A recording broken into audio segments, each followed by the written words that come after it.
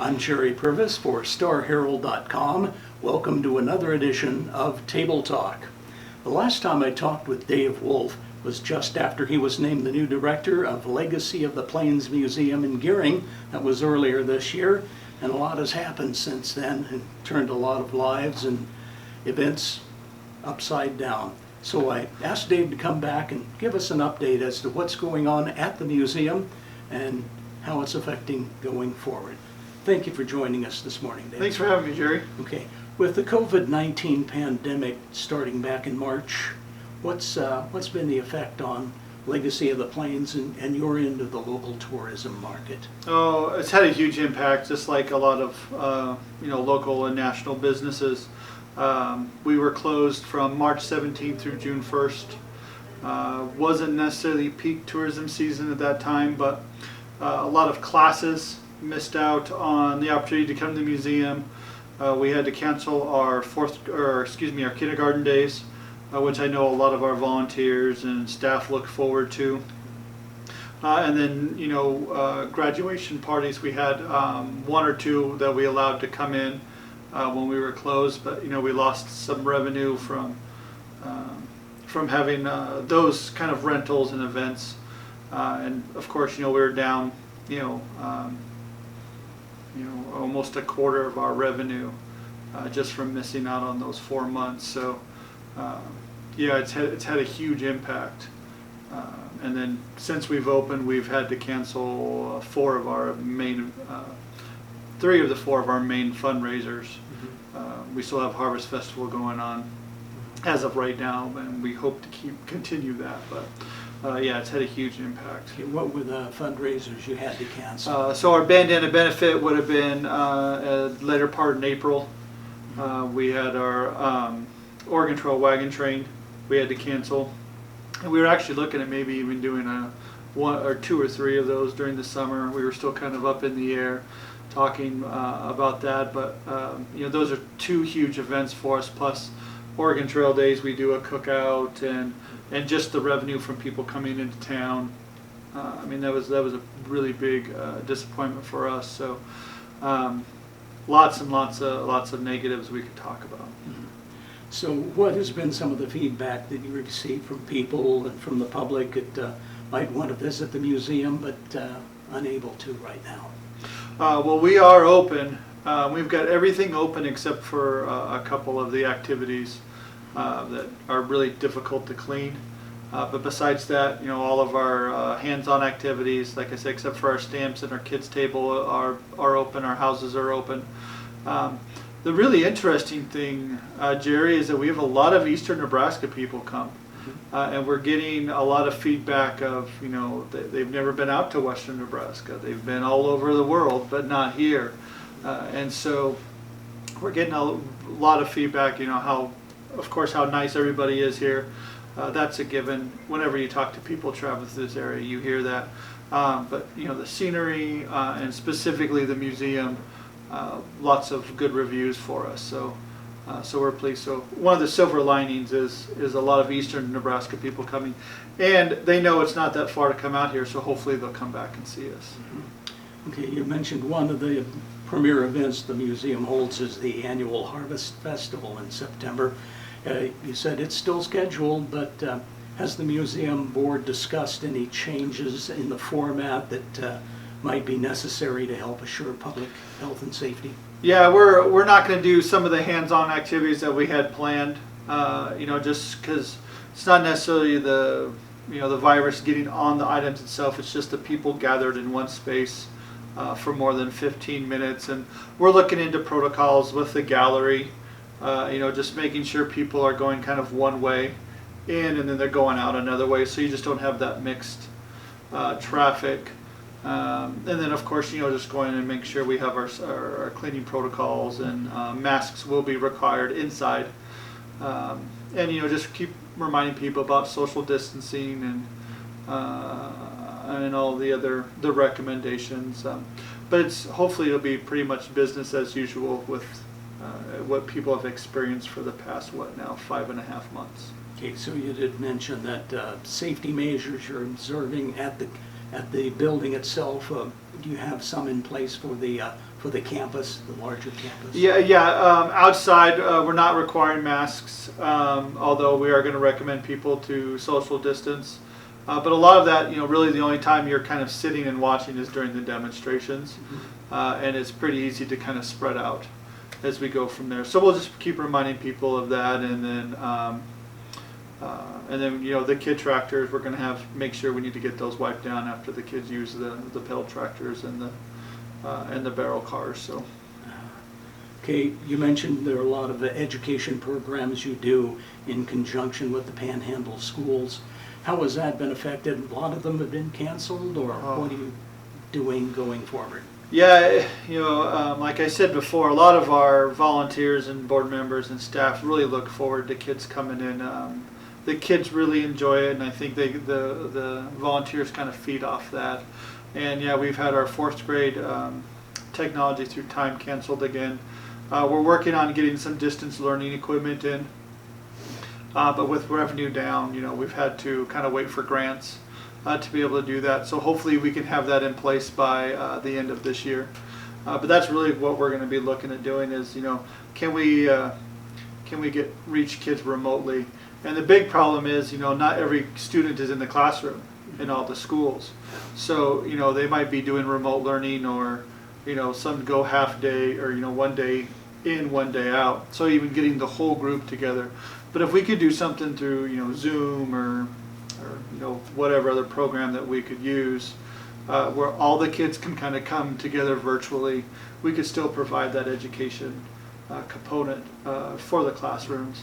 And then once we kind of get that down and really going well, we can expand that out to other places in the world. Okay, because you had mentioned earlier that education is one of your prime factors at the museum. What are your plans for the future for education programming, not only for the kids but also for adults? Well, we were about ready to start up when COVID hit, of course, doing monthly kind of educations where we dive deeper into an exhibit. You sit there and you walk through museums and you kind of want more. Obviously museums only have so much space.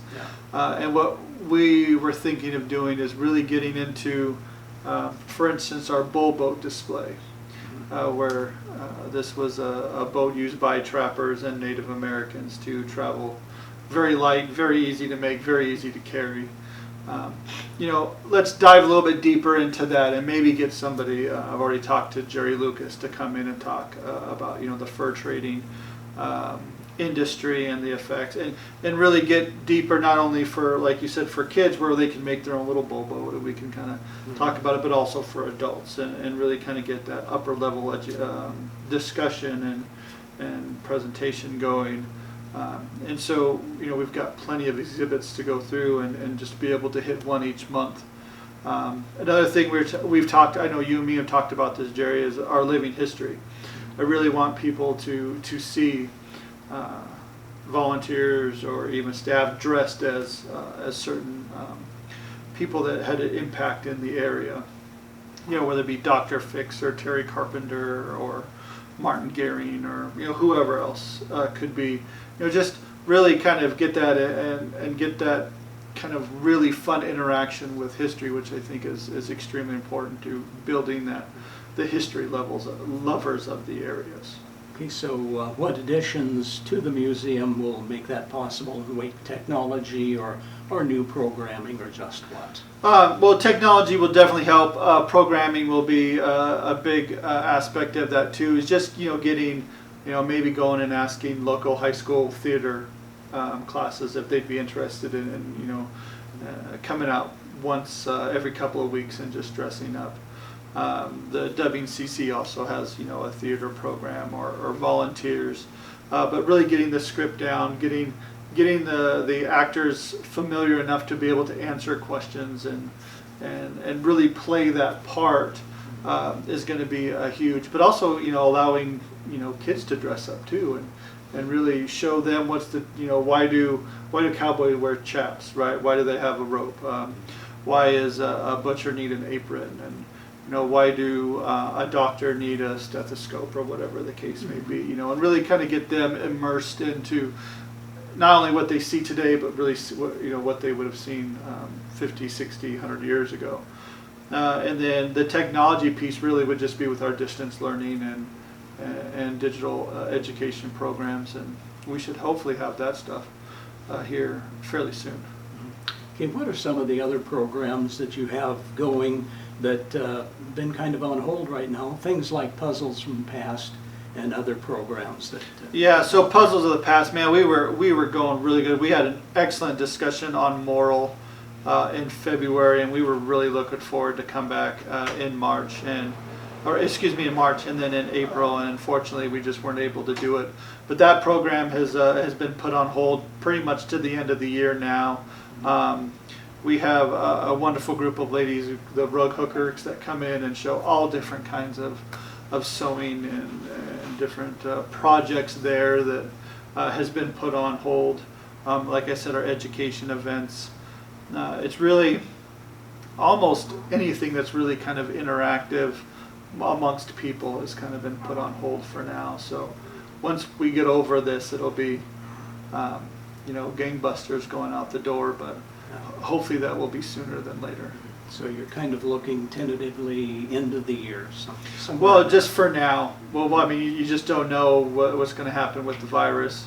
If a vaccine comes out or we get to levels where it's, the cases are so small that they're not deemed contagious or dangerous to the public. And the one thing that really bothered me and why we closed, when the school closed, is most of our volunteers are in that vulnerable age, or they have pre-existing conditions, and so that was a big deciding factor. Or take care of family members that have those, and so we're being very cautious with what we do. The good thing with the museum is we interact with our visitors and our guests, but it's not prolonged interact. They come ask a question, we answer to them, and you kind of show them where we're at, so we don't have to have that extended contact with them. Right. So what can the public do to support the museum and your mission? Well, we're looking at starting a fundraiser here pretty soon. Get that going. But right now we've got some beautiful quilts that we're raffling off. If you haven't seen it, you could go to our website. It's just legacyoftheplains.org and buy raffle tickets for that. $5 a piece. That's going fairly well, but we're really pleased with the quality of quilts. Anybody that's a quilter will see that and they'll know instantly that's a high quality. We've got a beef raffle too. We're raffling off four quarters and 2 halves with the processing taken care of. And if anybody's tried to get their processing, it's a year and a half out. And luckily we got this before the pandemic hit. So and they're with our herd. Grass and corn-fed beef. It's going to be some delicious beef for people, and those tickets are $10 a piece.